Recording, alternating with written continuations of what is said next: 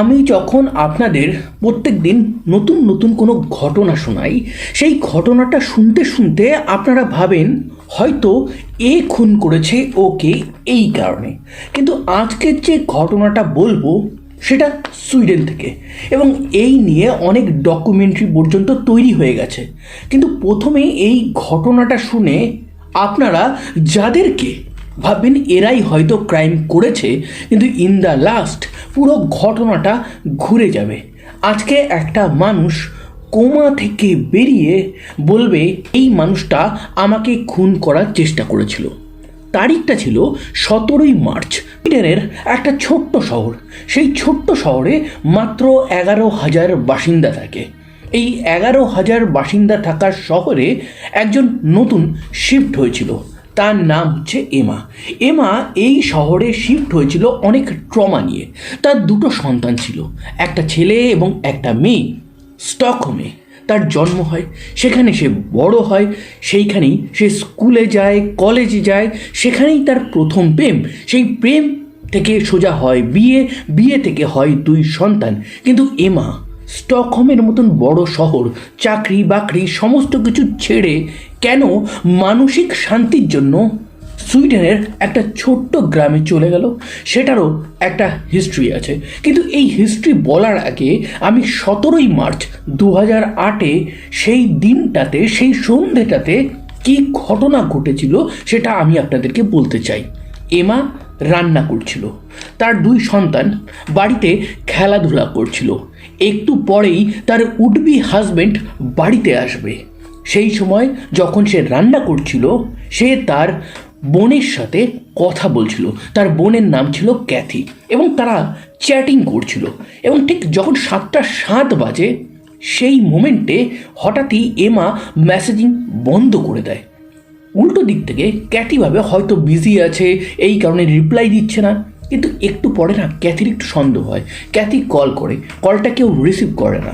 তারপর আরও 2বার ক্যাথি যখন তাকে ফোন করে এবং ফোনে না পায়, তখন এমার উডবি যে হাজব্যান্ড আছে, যার নাম হচ্ছে টন, তাকে ফোন করে পুরো ব্যাপারটা বলে। টন বলে, তুমি চিন্তা করছো কেন? আমি 5-7 মিনিটের মধ্যেই বাড়ি পৌঁছে যাব, গিয়ে তোমাকে জানাচ্ছি। ওর ফোনে হয়তো কোনো প্রবলেম হয়েছে, চার্জে বসিয়েছে, তো তুমি চিন্তা করো না।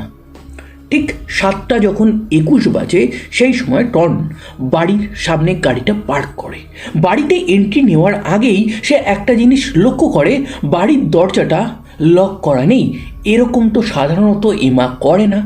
এই সময় বাড়িতে অনেক চিৎকার চেঁচামেচি আওয়াজ শোনা যায়। সেটা হচ্ছে এমার 2 সন্তান, তারা এই সময় খেলাধুলা করে, টর্নের জন্য ওয়েট করে।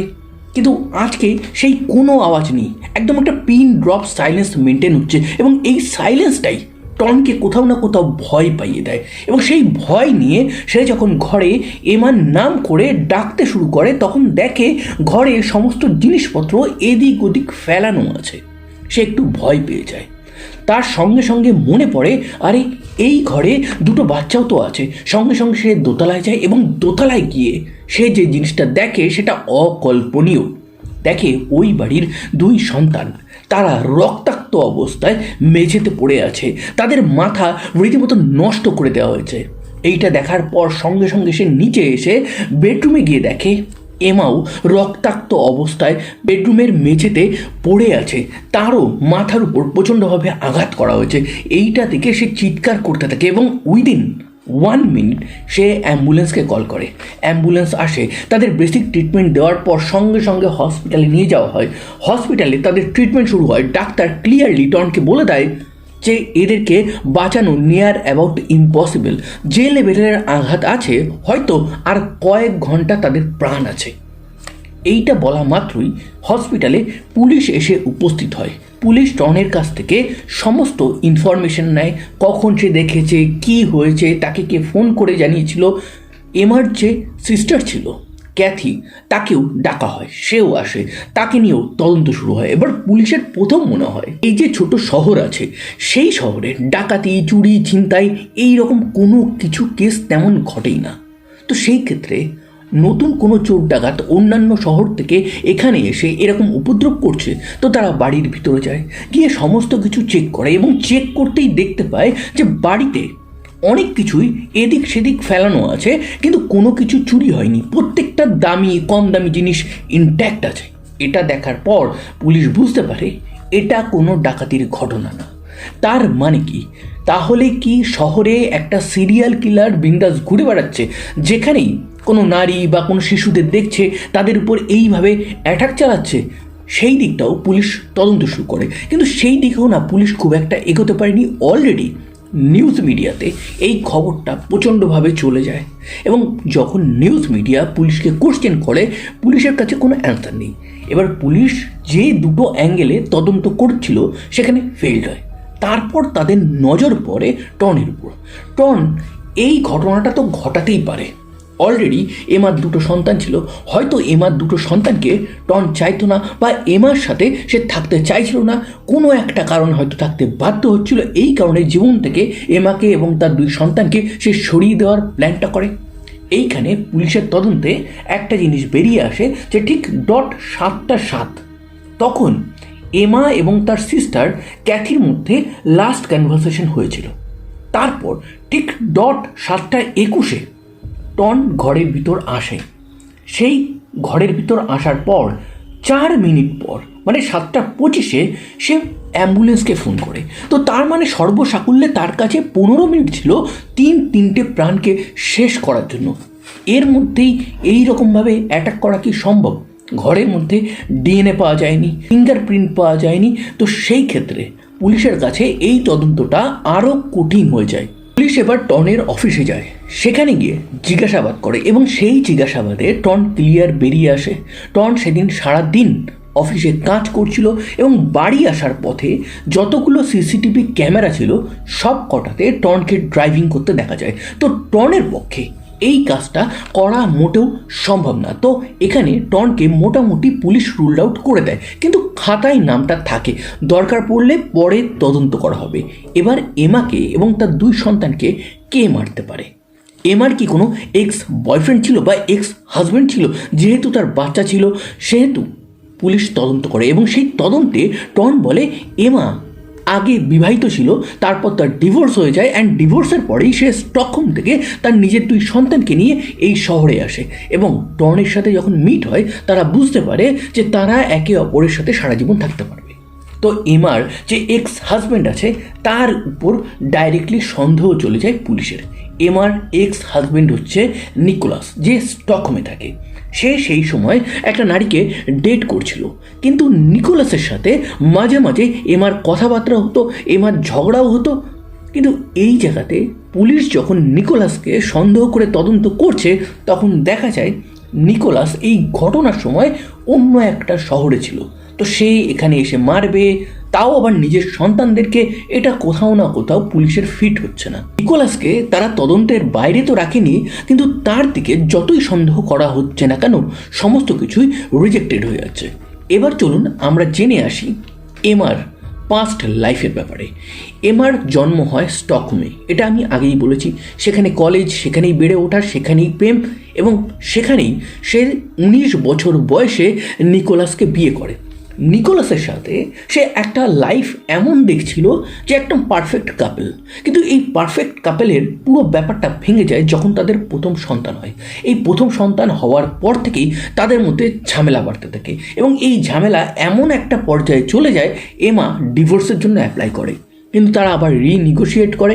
তারপর তারা আবার একসাথে থাকতে শুরু করে। 1.5 বছর পর তাদের এক মেয়ে হয়। এই মেয়ে হওয়ার পর ঝামেলা আবারও বাড়তে থাকে। এমা আবারও ডিভোর্স অ্যাপ্লাই করে। সন্তানের কাস্টাডি কার কাছে থাকবে, এই নিয়ে এমা আর নিকোলাসের মধ্যে প্রচণ্ড ঝামেলা হতে থাকে। তারা মাঝে মাঝেই একসাথে থাকতে শুরু করে, আবার তারা দূরে যেতে থাকে, এবং একটা সময় এমা বুঝতে পারে ডিভোর্সটাই শেষ গন্তব্য।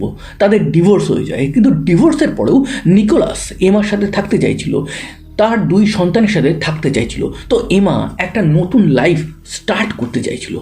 এই কারণে সে প্ল্যান করে স্টকহোম থেকে 150 কিলোমিটার দূরে অন্য একটা শহরে গিয়ে নিজের লাইফ স্টার্ট করবে, এবং সেই মতন সে লাইফ স্টার্ট করে। এবং সেই লাইফ স্টার্ট করতেই একদিন তার পরিচয় হয় টর্নের সাথে, এবং টর্নের সাথে জাস্ট পরিচয় হওয়ার পরেই একদম প্রথম দেখাতেই ভালোবাসা হয়ে যায়। এমা বুঝতে পারে এই আমার উডবি হাজবেন্ড হতে চলেছে।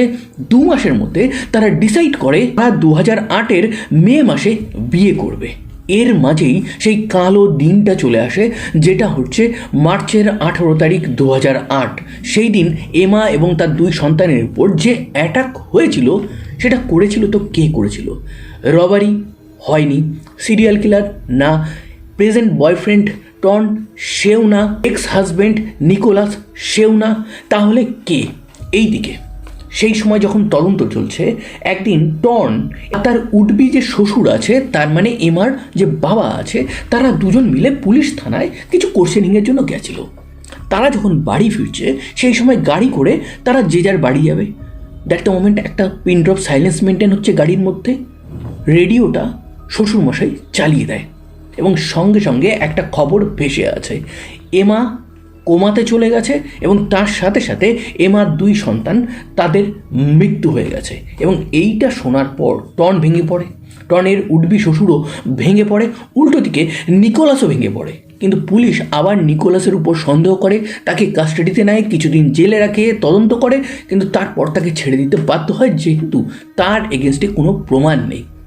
এমা কোমাতে গেছে, এই খবরটা যখন নিউজ মিডিয়াতে ছড়িয়ে পড়ে, তখন পুলিশের উপর চাপ বেড়ে যায়। অনেক নেতা মন্ত্রীও পুলিশের উপর চাপ দিতে থাকে যে এই কেসটা সলভ করতে হবে। পুলিশ বারবার একটা কথাই বলতে থাকে, আমাদের উপর এই রকম প্রেশার আসলে আমরা তদন্তে ভুল করে দেব। এবং এইভাবে বেশ কয়েকদিন কেটে যায়, এবং বেশ কয়েকদিন কেটে যাওয়ার পর একটা গুড নিউজ আসতে চলেছিল। সেটা হচ্ছে এমা কোমা থেকে আস্তে আস্তে বেরোতে শুরু করেছিল, তার আস্তে আস্তে জ্ঞান আসতে শুরু করেছিল। এই মোমেন্টে এমাকে চারিদিকে পুলিশ সিকিউরিটি দিয়ে রাখা হয়েছিল। তার কারণ কি, যে তাকে মারতে চেয়েছিল সে কে সেটা তখনও পুলিশ জানে না। হতে পারে সেটা টন, হতে পারে এমার বাবা, এমার বোন, এমার মা, অর মেবি এমার এক্স হাজব্যান্ড। সেহেতু যখন এমার পুরোপুরি মেমোরি আসবে, তখনই তার সাথে কথা বলে পুরো ব্যাপারটা জানা যাবে যে তার উপর কে অ্যাটাক করেছিল। এবার এমা কোমা থেকে আস্তে আস্তে বেরোচ্ছে, তার সাথে কোনো পুলিশি তদন্ত করা যাবে না। তার কারণ যেহেতু তার মাথায় আঘাত ছিল, তার শর্ট টার্ম মেমোরি লস কিন্তু যে কোনো মোমেন্টে হতে পারে। তো সেহেতু সে খুনির নামটা হয়তো ভুলেই যেতে পারে। এই কারণে পুলিশ খুব সাবধানে কাজ করছিল, ডাক্তাররাও খুব সাবধানে কাজ করছিল। তার যে 2 সন্তান এই পৃথিবীতে নেই, তাকে এই ব্যাপারটা বলা হয়নি। এই তদন্ত যখন এই পর্যায়ে এসেছে, তখনই এক প্রত্যক্ষদর্শী, যে 18ই মার্চ 2008 রাত্রেবেলা ওই 7টা থেকে 7:30টার মধ্যে সুপার মার্কেট গেছিল এমার ঘরের সামনে থেকে, সে পুলিশের সামনে আসে। যখন সুপার মার্কেট যাচ্ছিলাম, তখন আমার কিন্তু একটা জিনিস নজরে আসে, সেটা হচ্ছে এমার ঘরের সামনে একজন কালো হুডি পরে দাঁড়িয়ে আছে।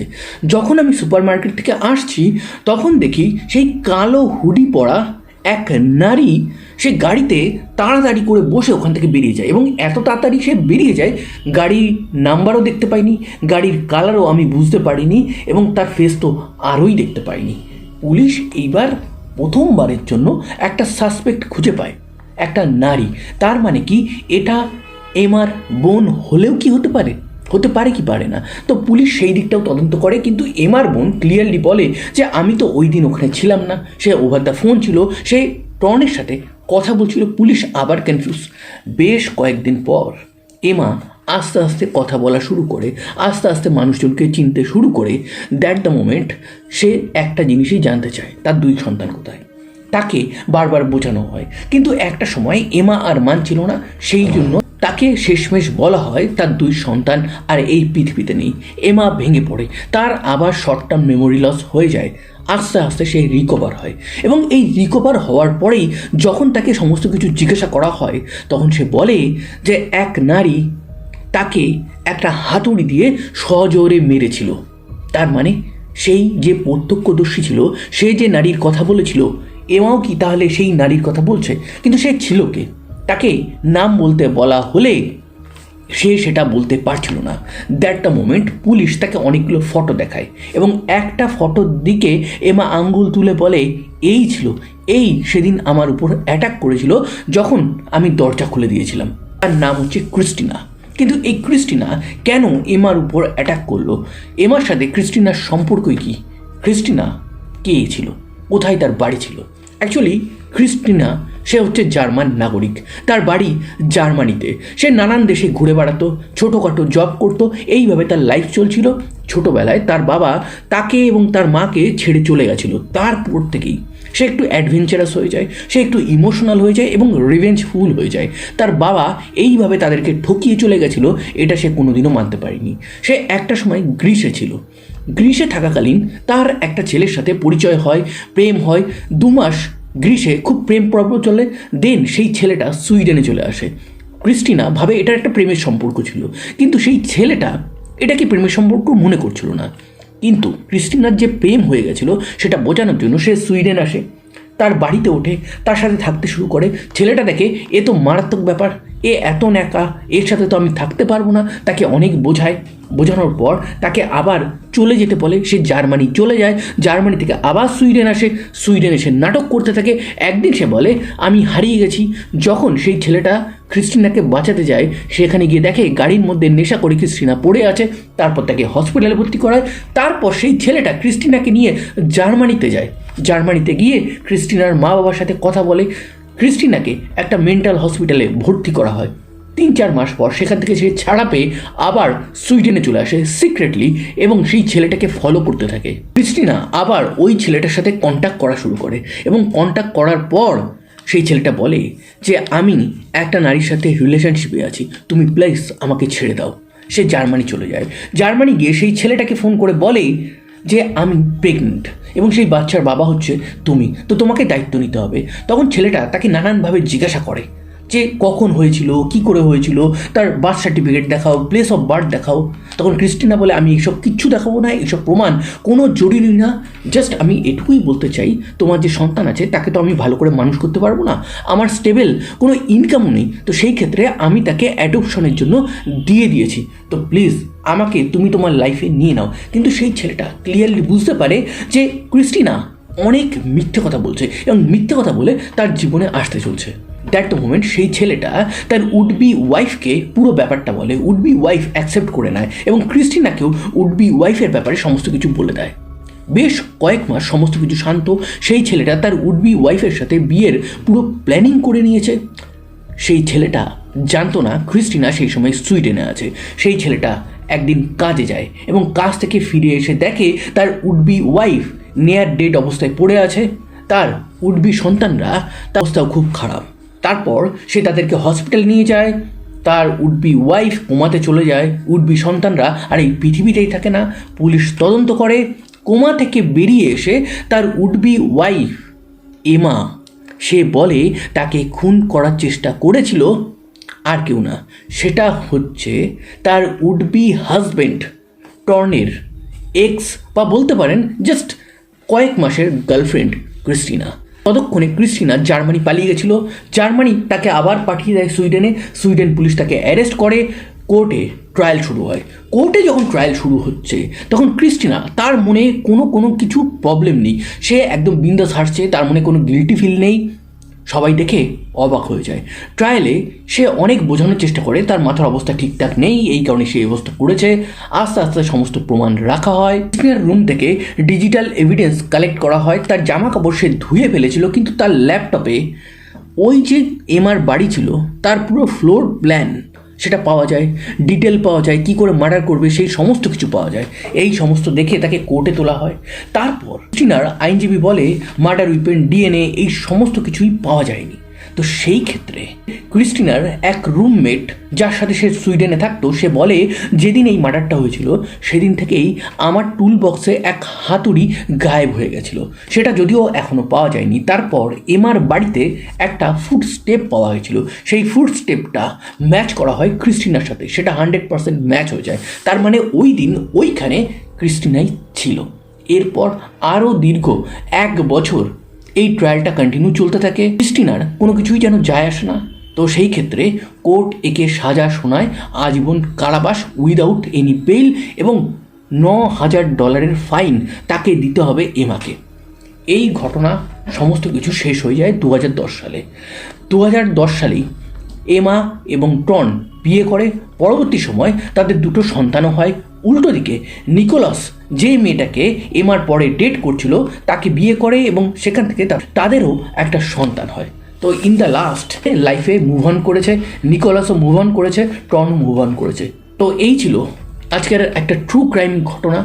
এই রকম রিয়েল লাইফ ট্রু ক্রাইম ঘটনা ইন স্টোরি ফরম্যাটে যদি আপনারা শুনতে চান তাহলে অবশ্যই আমার চ্যানেলটাকে সাবস্ক্রাইব করবেন। সাবধানে থাকবেন, সতর্ক থাকবেন, আনন্দে থাকবেন। আবার দেখা হবে নতুন কোনো এক ভেরি ইন্টারেস্টিং ট্রু ক্রাইম ঘটনার সাথে।